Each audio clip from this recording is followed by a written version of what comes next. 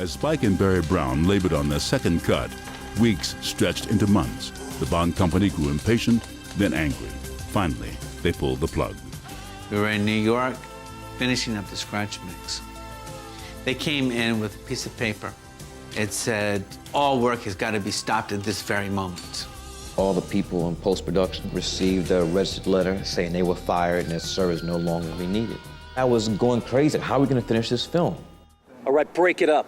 You got what you wanted. No, I'm not satisfied. To the hospital.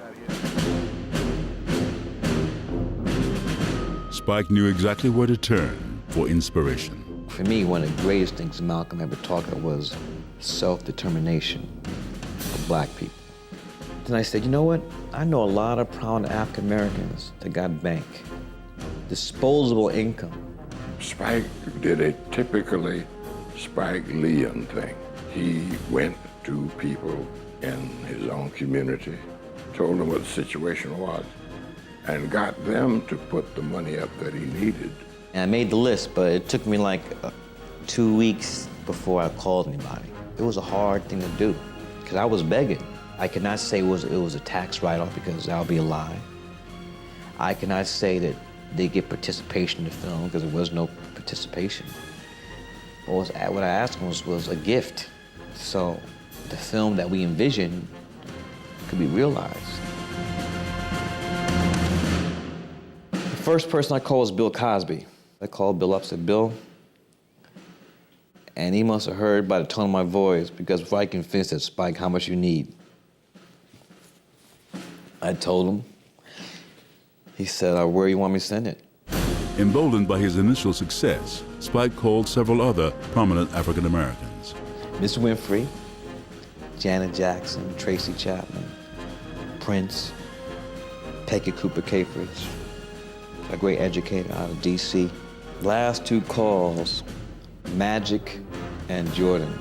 So I called up Magic first, told him the number. He said, cool. But I kept these two last because they're very competitive. So I said, I called Michael Jordan, Yo Money. That's what people's nicknames are, Money, I need some money. I said, oh, by the way, Magic gave this amount.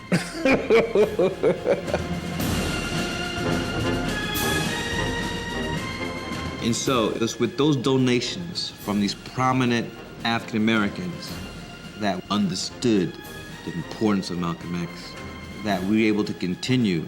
On May 19, 1992, Spike showed the world that African Americans can indeed do for themselves. We had a press conference at the Schomburg Library in Harlem, and we made the announcement. In order to continue with the film, I made a choice. That was a choice to go out directly to prominent African Americans.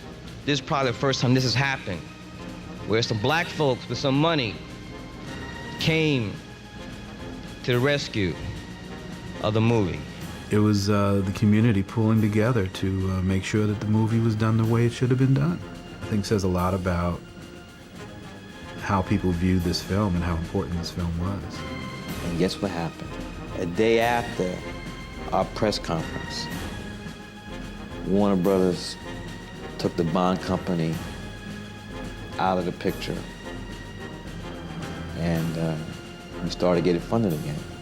That's too much power for one man to have.